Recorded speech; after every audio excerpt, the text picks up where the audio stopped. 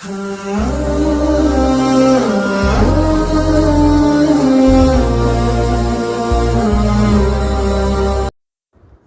ونصلی ونسلم علی رسولہ الکریم۔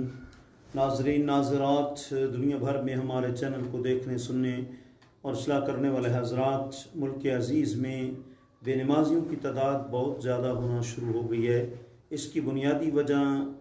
یہی ہے کہ شیطان کا وار ہوتا ہے اور شیطان مزے کی نیند سلاتا ہے اور رب کی طرف نہیں آنے دیتا، اور نماز پہ کوئی آتا بھی ہے تو بڑی سستی اور کاہلی کے ساتھ آتا ہے، جس کا منظر قرآن مجید نے بیان کیا، وَإِذَا قَامُوا إِلَى الصَّلَاةِ قَامُوا كُسَالَىٰ، کہ منافقین جب نماز کے لیے اٹھتے ہیں تو سستی کر کے اٹھتے ہیں، یعنی دنیاوی کاموں کے لیے تو چست ہو کر الرٹ ہو کر جاتے ہیں، لیکن جب اللہ کے فریضہ کی بات آتی ہے تو بڑی سستی کے ساتھ اٹھتے ہیں۔ اور کہیں فرمایا وَلَا يَأْتُونَ الصَّلَاةَ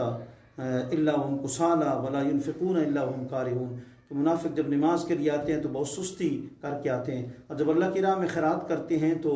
وہ بھی بہت ایک طبیعت پر بوجھ سمجھ کے خیرات کرتے ہیں۔ تو اور ایک روایت میں آقا رحمت صلی اللہ علیہ وآلہ وسلم نے فرمایا، اِنَّ بَيْنَ الرَّجُلِ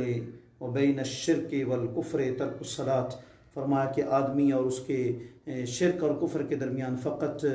جو ہے وہ کیا ہے، نماز چھوڑنے کا فرق ہے، کہ مومن نماز کو کبھی نہیں چھوڑتا، وہ ایک دلچسپی کے ساتھ جو ہے وہ نماز کو ادا کرتا ہے۔ بلکہ ایک روایت میں مولا کائنات فرماتے ہیں، من ترک صلاۃ واحدۃ متعمدۃ فقد بری اللہ منہ، کہ جو شخص ایک نماز جان بوجھ کر چھوڑتا ہے اللہ تعالیٰ اس سے بری ہو جاتا ہے جی۔ اور ایک روایت میں آتا ہے کہ شیخ زادہ نے جو ہے وہ ذکر کی کہ جس محلے کے اندر ایک بندہ بے نمازی رہتا ہے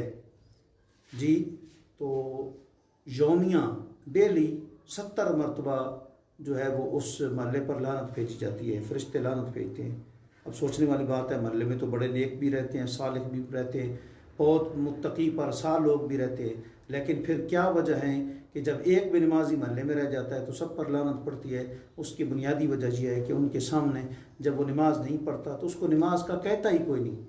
وہ اس کو تبلیغ ہی نہیں کی جاتی، اس وجہ سے پھر سارے ہی اس پکڑ میں آ جاتے ہیں۔ جیسے ایک روایت میں آتا ہے کہ جبریل امین کو حضور نے فرمایا، اللہ تعالیٰ نے فرمایا کہ جبریل جاؤ فلاں بستی کو زیر و زبر کر دو، یعنی اوپر آسمانوں تک اٹھا کے پھر نیچے پھینک دو۔ یا رب العالمین میں نے خود دیکھا، دن کو اس بستی میں تو بڑے نیک لوگ رہتے ہیں، فرمایا نیک لوگ تو رہتے ہیں لیکن جب وہاں گناہ ہوتے ہیں، برائیاں ہوتی ہیں تو نیک لوگ ان کو روکتے بھی نہیں، اور ان کی پریشانی کے اوپر جو ہے وہ کبھی بل بھی نہیں پڑتے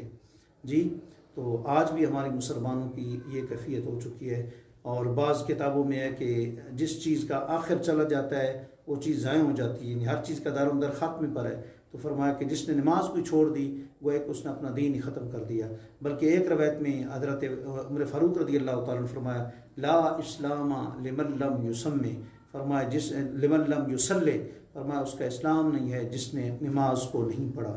گویا کہ وہ مسلمان ہی نہیں ہے۔ اور ایک روایت میں ان لکل شیء علما وعلم الایمان الصلاۃ، فرمایا ہر چیز کی کوئی نہ کوئی نشانی ہوتی ہے، اور مومن کی نشانی کیا ہے کہ وہ نمازی ہوگا، نماز کا پابند ہوگا۔ اور بالخصوص ہمارے اکثر بھائی عشاء کی نماز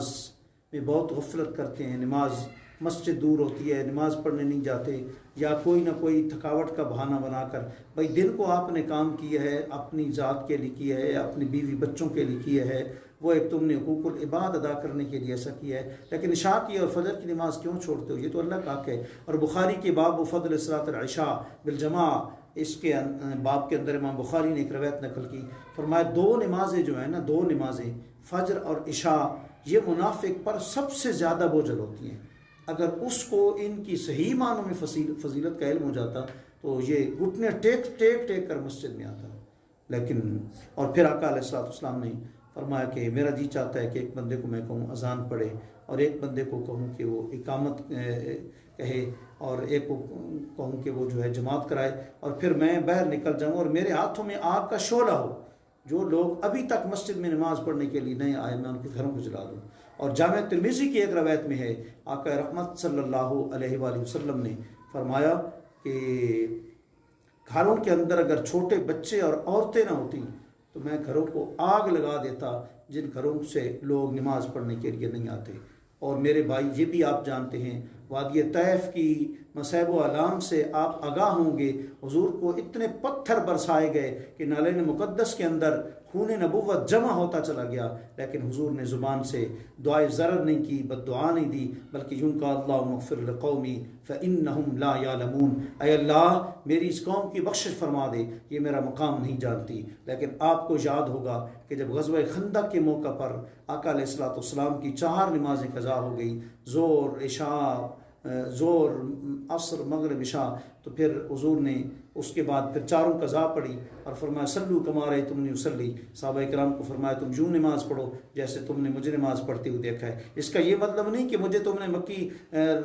زندگی میں رفع دین کرتے ہوئے دیکھا آپ رفع دین کرو، یا اونچی امین کہتے ہوئے دیکھا آپ اونچی امین کہو، نہیں، یہ غلط بات ہے۔ کئی لوگ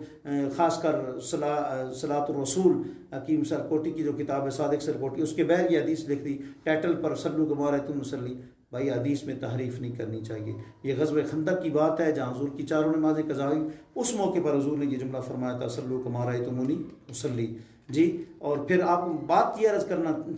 تھی کہ حضور رحمت للعالمین ہیں، اپنی ذات پر پتھر برسائے گئے پھر بھی وہ دعا نہیں دی، لیکن 4 نمازیں قضا ہوئی، حضور نے فرمایا یا اللہ ان مشرکوں کے گھروں کو آگ سے بھر دے،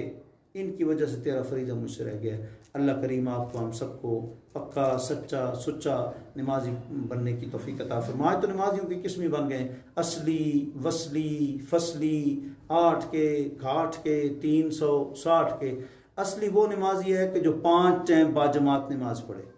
وصلی وہ ہے کہ جب دوست ملاقات کرنے کے لیے آئے تو دوست نمازی ہے یہ بھی نماز پڑھنے چلا گیا۔ اور فصلی وہ ہے کہ جب کاشتکاری فصل زیادہ ہو گئی، مونجی زیادہ ہو گئی، چاول گندم مونگ پھلی زیادہ ہو گئی، اب ان دنوں میں خوشی سے جناب مسجد میں نماز پڑھنا شروع کر دی۔ اصلی، وصلی، فصلی، 8 کے، گھاٹ 8 کے مطلب 7 دنوں کے بعد 8ویں دن جمعہ پڑھنے کے لیے آ گئے۔ گھاٹ کے کا مطلب ہے یعنی جب کوئی نماز جنازہ آیا تو باقی گئے تو یہ بھی ساتھ چلے گئے۔ اور 360 کے مطلب ہے کہ سال کے بعد عید کی نماز پڑھنے کے لیے آ گئے جی۔ ایک بندہ کہتا ہے جی کہ میں پورا سال نماز پڑھتا ہوں، میری خبر پہ کبھی بھی تصویر نہیں آتی، اور بڑے لوگ عید کی نماز پڑھنے آ جاتے ہیں تو ان کی تصویر آ جاتی ہے۔ ہم نے ان کو کہا بھائی یہی تو قابل تعجب بات ہے، جو لوگ مطلب ہے کہ روزانہ نماز پڑھتے ہیں وہ کیا قابل تعجب ہے؟ قابل تعجب تو وہ ہے جو سال کے بعد 1 دن پڑھتے ہیں، تو ظاہر انہیں کی تصویر آنی چاہیے۔ اللہ میں ریاض سے محفوظ فرمائے اور ہمیں حسن اخلاص کے ساتھ نماز ادا کرنے کی توفیق عطا فرمائے۔ آخر دعوانا الحمدللہ۔